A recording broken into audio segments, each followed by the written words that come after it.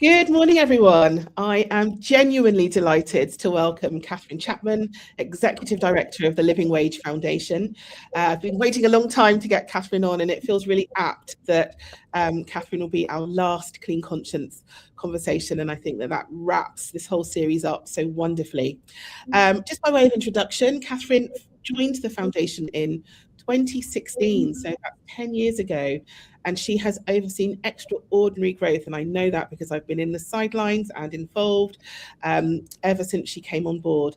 And she's taken the foundation from 1,500 accredited employers to, get this, 16,000. I know actually that's above 16,000 today. Incredible leadership. So it's fair to say that under her movement, under your movement, Katherine, the movement has expanded beyond pay to include living hours, more recently living pensions, living wage places, and a growing affiliate scheme that is international, all focused on one idea: that work should work for everyone and should provide a decent standard of living both now and for future generations. So Katherine brings a background in employment policy, skills, productivity, social mobility, and works with so many people at the intersection of business leadership and systemic change. So today, for the next 30 minutes, we have the privilege of your wonderful company and experience.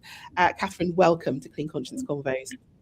Thank you, Antoinette. It's an absolute pleasure to be here, and thank you for being such a champion of the living wage movement over the years. So back at you, you've been wonderful on the side and, promoting it in the cleaning industry and amongst, lots of businesses. So yeah, thank you to you too. You're so welcome. So we like to keep these fairly pacey. So I'm just going to kick straight in with the first question. Katherine, before we get into some of the harder nitty-gritty stuff, I'd love to hear what first drew you to the Living Wage Foundation and what still keeps you committed to it. I mean, that is a great question, but I think it has to be the impact of the movement. So it's quite rare that you have an opportunity where you can track pay rise by pay rise, the impact you're having through the employees of accredited living wage employers. And we've been able to do that over the years. There's now over 500,000 people who've had direct pay rises as a result of those 16,000 living wage employers.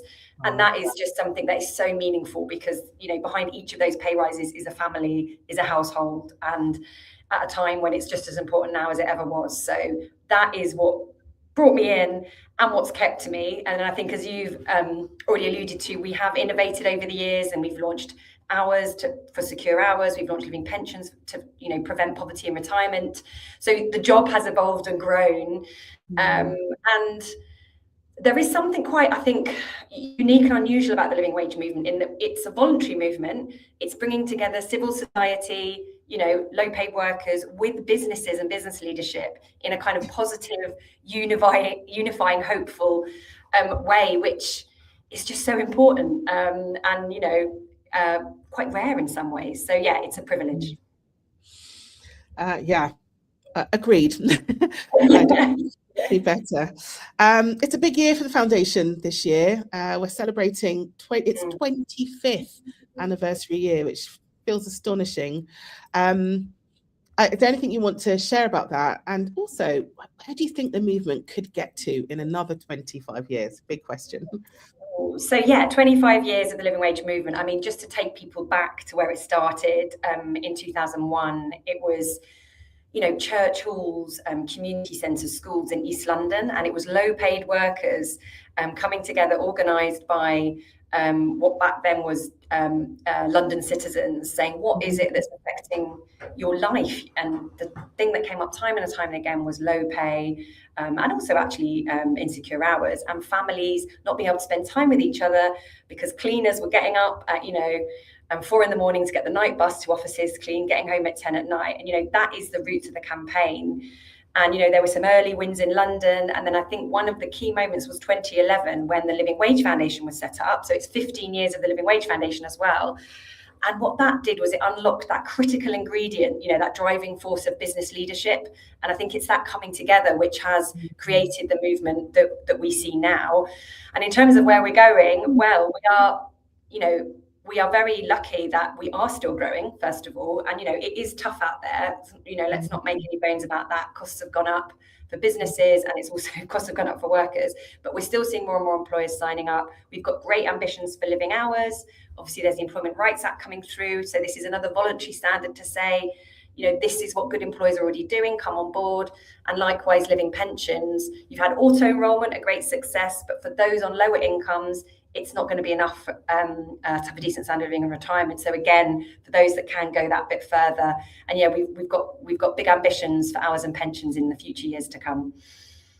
All exciting stuff. I really, it's one of the things that I love once you start to get into the bowels of the foundation and the staff team, is how many really smart individuals are involved in so much of the thinking and the strategy. And it doesn't just sit on your shoulders as the national director. Your team is phenomenal thinkers, and very passionate about it all as well. So yes, I have no doubt that there are going to be big, exciting things coming in the future. One of the questions I often get asked as a CEO, and that I want to pose to you as a national director, is what on earth do you get up to every week? What does the week to week look like when you've got a team that have got all these other fancy titles? What are you actually doing? Yeah, good question. I mean, the first thing, I'm sure everyone says this, is it's really varied. But it's primarily a combination of kind of getting out there, meeting employers, meeting employers who are already signed up and might want to go further or celebrate the anniversary, or employers who are not yet sure. It's all the kind of strategy piece you mentioned earlier, so bringing together stakeholders in the team to make sure we're developing the strategy. We're sort of in that at the moment. There's partnership building, relationship building. So we do a lot of work with government ministers, regional mayors, campaign partners, champions like yourself, funders. So all of that kind of relationship building to further the kind of movement and the long-term plans. There's communications like today, podcasting, media. We had a big research piece launched this week. And also, of course, all the really important team leadership, management, senior leadership team meetings, all of that stuff. So it's really varied, and it's kind of, for me, it's often getting that balance of internal and external as a senior leader, and but really important to get out and about and meet the employers, to kind of just feed back into your strategy and all the rest of it. So yeah, it varied, but probably a combination of those things. So one very busy woman. Yeah, I mean, I can give you some examples. Yesterday we had a living pension roundtable with the pensions minister, Torsten Bell, and Legal and General, and loads of big businesses about pensions adequacy and how we can work together over time and raise awareness. And we launched a big new research report about the number of jobs below the real living wage. We do that sort of annually. And that came out this week. So there's some press around that. And there's 4.4 million jobs still below the real living wage. Slightly down on last year, but the kind of insight this year is that the areas that are already experiencing low pay, it's getting worse. So the inequality is growing. So yeah, there was that big research piece, and then separately having conversations with CEOs about the trajectory of the living wage rates and what that might mean and what our strategies are. So yeah, really varied. And that's just 1 week. So pretty phenomenal. I mean, interesting that you mentioned conversations with CEOs and trajectories. It feels like we're in a really different economic moment than a few years ago. Do you have any perspective on why the living wage matters now more than ever? Yeah, absolutely. I mean, I just mentioned the kind of 4.4 million figure, so which I think just illustrates that this problem is still there. And I guess to put that, to look a different way into that in terms of what that means for lower paid workers, we did some polling last year of people earning below the real living wage. And, 60% were regularly skipping meals, falling behind on bills, getting into, debt. And 40%, and this is people in work, were using food banks. So we're in this horrible situation where it's tougher for businesses to pay it in some ways, and we do see that with rising costs, but it's really tough for people paying to live, because costs are still increasing, not as high as they were a few years ago. And we know that people on lower incomes are more affected by those price rises, because the things that are still experiencing some of the steepest inflation are things like food and energy, which make up more of household spending for those on lower incomes. So we're in this tough situation, and that's why, just huge shout out to the Living Wage Employer Network that's sticking with us in these tough times, and still some new people coming on board, because we know it's not easy, but it is just still, it's as important as it's ever been. Yeah, 100%. And I think, we know as business owners, we know theoretically that without our people, this crumbles. But it's about putting your money where your mouth is in those tough times. And the reality is, recruitment costs more than retention. If we're just going to talk about it in money terms, if we're going to talk about it in human terms, people's lives matter more than anything, and their ability to feel pride and low stress levels and be there for their family, like those things are priceless in my opinion. And of course, you just alluded to it, but of course there are business benefits to this as well. We always see it's an investment, not a cost. And you've talked about that, but it's recruitment, retention, which there is real costs to, as we've all experienced if we're running organisations. Motivation, morale, reputational benefits. Increasingly people are wanting to work for employers that they know. They've got a way of showing they're a decent employer, and the living wage badge is one of those. So there's lots of reasons and drivers. And, we do hear that all the time from businesses. I think it's like 94% of accredited living wage employers report these benefits. So it's kind of the right thing to do, but it can also make real business sense. 100%. I'm just trying to think, where should we go next? I guess there's still a perception with many people I talk to, particularly because I wade around with cleaning business owners, that the living wage is only for certain kinds of businesses, i.e. financial institutions or people that have, by perception, got big margins going on.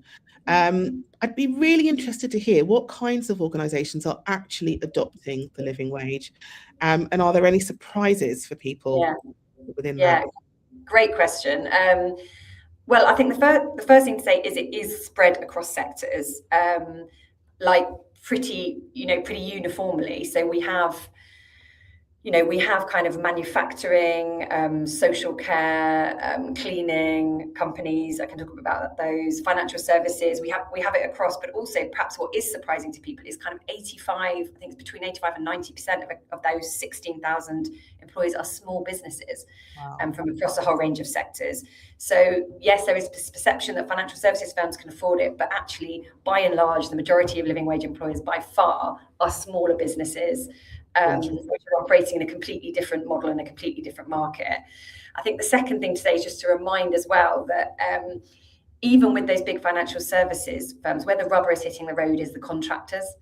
And it's the point about accreditation that it's to your third-party contractors, so cleaning staff, security, and that is where you see the impact of those accreditations. And then you see that starting to shift sort of pay norms in the sector. So yeah, it is, we've seen growth in social care the past couple of years, even though that is like one of the toughest sectors. We've got well over, over 230 cleaning companies accredited. So it is across the board. And the impact is growing and growing. And actually, we're very lucky to partner with the Cardiff Business School. And they did some analysis for us recently about what has been the cumulative impacts of the campaign over time. And they look at kind of when people are accredited, what those are, and it's 4.2 billion pounds back into the pockets of low-paid workers. So it's making a massive, it's so impactful, and it's for all of us who've been involved in it and all the living wage employers out there, it is making a difference, and it's something to be really proud of.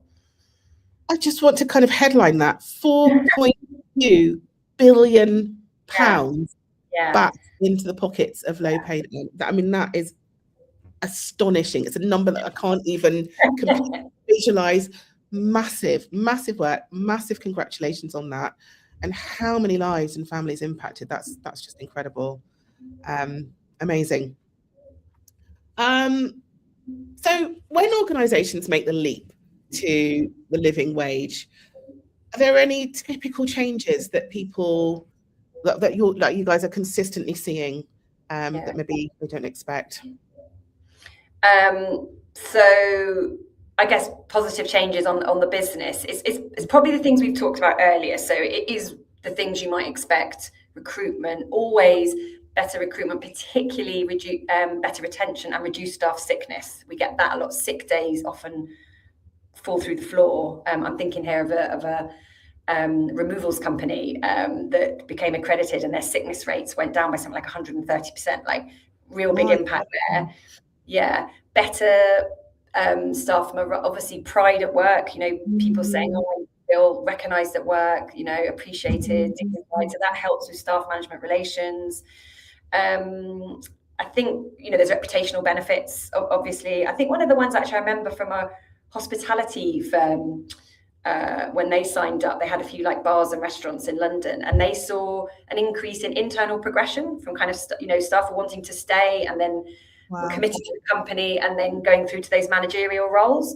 Which I suppose is linked to turnover, but so these are all like health signals of a business. So it's helping with the whole picture. And I think, that's the kind of things that employers are reporting. And these are all real positive impacts that will affect the bottom line. And they absolutely do. They absolutely do. One of the things that we've seen since COVID, Brexit, cost of living. At some point, we had quite a high attrition rate for all sorts of reasons, which was surprising for us because before that, we had a really stable team, and living wage was one of the big reasons for that. But what we saw with that high rate of attrition was that our culture walked out the door as well. Interesting. It's taken us a good few years to really rebuild. This is our culture, this is who we are. And a lot of investment, actually, that just surprised me because it grew organically quite easily before then. So when you're seeing internal progression, those are all people that bear your culture and keep embedding it without it being out your front door. And we all know as sort of leaders that culture is precious and it's hard, and you have to kind of steward it. So if you can establish the living wage as a cornerstone of that, then you're onto a winner as well, aren't you? 100%. So if a business leader was watching this and thinking, I care about work that works for everyone, but I'm not really sure where I would start, is there anything that you would say to them? Well, the first thing to say is get in touch with the Living Wage Foundation. But I think in terms of like how we're very pragmatic and how we approach it, take the Living Wage accreditation, for example, the first step always is just to have a look at the business, to map out where the low pay might be, where it might be in the contracts, depending on the complexity of the business, there can be multiple contracts that might be in scope, cleaning, security, a whole range of services. And we have something called milestones where, we can give employees up to 3 years to roll it out across their contractors, because we know that these things take time, and they're complex. So it's very pragmatic. The first step always is to just kind of start the journey, have a look at the living wage rates, look at where your pay matches up to that, what the steps, the changes are that you need to take, and start that journey. And we're obviously, the team are on hand to help, but for us, our approach has always been to work with the employer to try to make that incremental change. Like, that is what this movement is all about. It's it's about long-term sustainable change. So you just make a start by mapping it out, I think is the main thing that we would say. Brilliant. Really, really easy, really doable. And a very supportive foundation in terms of getting started on the journey and moving it forward. I can attest to that. So just to end, a couple of leadership questions. I always love to ask people, as a leader, what's been your greatest challenge to date? That's a tough one, isn't it? I think, so when you mentioned earlier that when I joined in 2016, there was the government's national living wage that had just been announced. And obviously that was kudos to the campaign because of the influencing national policy. But it was challenging because it wasn't the real living wage as we knew. It wasn't based on the cost of living. So there was quite an existential crisis of the kind of crisis is maybe too strong moment of like, what do we do? Do we change our branding? Do we shut up shop? Have we won? You know, and so there was this moment of what do we do? And I just come in as well. But we stuck to our guns. We were like, no, it's not a real living wage. Like, we welcome it, of course, because we've influenced on this national scale, and that is fantastic. But actually, for those that can afford it, adequacy is up here. At the same time, we realised the strength of what we'd achieved in terms of being this broad-based movement that had influenced business behaviour and then been able to influence the policy floor. So we started to think, where could we go next? And that's where the sort of genesis of living hours and living pensions. And I guess one of the challenges as a leader has been, what's your core product, if you like, versus your newer ones, and getting that balance right. But so far, I think we've managed to steward it. So that's the kind of big external ones. And then I think, like any leader, there's, you know, you face internal challenges over the years because you're working with people, you know, and people are wonderful and have different perspectives. And, you know, every day is a learning day in that respect. But yeah, so yeah, it's not a particularly concise answer, but it's probably a combination of the big strategic external and then, you know, the day-to-day. You know, we've had to navigate COVID, we've had to navigate, you know, lots of challenges over the years. And, you know, we've done a good job, but as leaders, that requires you to think differently, to adjust quickly, to lean in, to respond, not react, you know, all those things. Yes. What do you love about what you do, Katherine? The mission, 100%, you know, the purpose. It's like this matters. This matters to people's lives in a time when there is still, you know, a lot of in-work poverty, a lot of inequality. I also love the fact, as I mentioned, that you can track the impact, but the fact that you can do that, but we also do have systemic change in terms of we have influenced the kind of policy floor, and we have influenced kind of what norms are now when it comes to pay in the labour market from a voluntary basis. So it's a combination of almost like the micro and the macro in that sense. And then I do just really enjoy the variety. I love getting out and about and meeting people, meeting the businesses, amazing champions that are, you know, sticking by this, which is not an easy thing to do, you know, and they're sticking with it, talking to the workers and colleagues who are impacted, and then talking to partners and thinking of different innovative ways to kind of grow the movement. So it's impact, and it's variety, and it's being in the real world and achieving real world change gets you up in the morning, makes it worthwhile. Amazing. I've got nothing but admiration for you. So we always ask our previous guest to set a question for the next guest. This is not new. I nicked this off Stephen Bartlett, but I just love it so much. So our last guest was Diane Greenwood from the Domestic Cleaning, I always get this wrong, Domestic Cleaning Business Network. They've got around 40,000 members, so one of the most influential cleaning networks. And her question to you, knowing it was you, is this. Was there a belief that you had to let go of in order to grow the foundation to the next level? Oh, that's a brilliant question. I think this probably leads back to what I was talking about earlier of the core living wage and expanding out to look at kind of living hours and living pensions. And, you know, for so many years, we'd focused purely on the wage, which is still at the heart of what we do. But it was sort of letting go of that and broadening out what we did to look at these other schemes, which we knew were just as important. But, you know, there was a risk of dilution of the core message, you know, and the simplicity of the living wage. And I think we sort of had to let go of that a bit and think, no, we're bigger now. And we started out as this tiny grassroots campaign. We're now this big organization. You know, we can branch out. We've got the track record to do this, which is a bit of a mindset shift, I think, as well as, you know, a strategic shift. It's both. So that would probably be my answer there. And yeah, it was a great question. Yeah. I had a similar answer, actually. At some point, I had to let go of, I'm not a small business anymore. I cannot operate in a as a sole trader with a few mates, this has to be fully structured. I have to have the belief that we can push beyond one little borough in London to cover the entirety of London. And that probably took me about 18 months to work through. So I get it on a national scale. Am I ready for that? We've come to the end. This has just been delightful. You always is.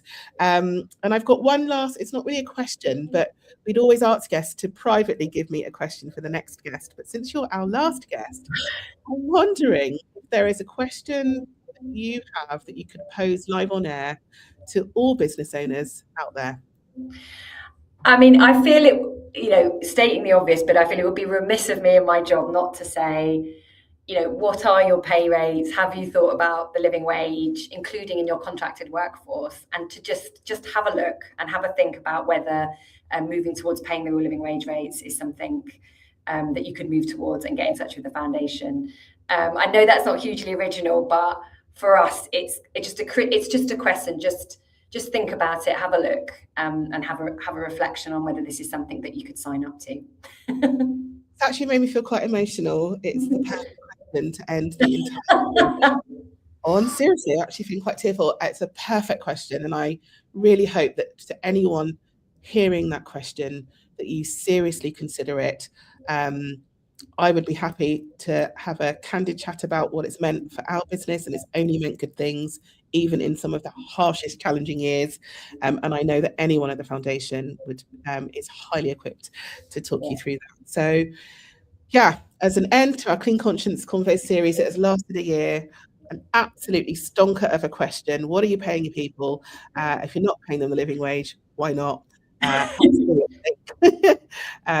Because it's win, actually, for you, your colleagues, and your clients. So thank you so much, Katherine. It's been delightful having you. Absolute pleasure. And thank you, Antoinette, for everything you've done for the living wage, for the cleaning sector. You're a true champion and star. So the thanks are from me. All right, that's us signing out. Thank you, everyone. Enjoy this session. It's been an absolute blinder. Take care and see you again.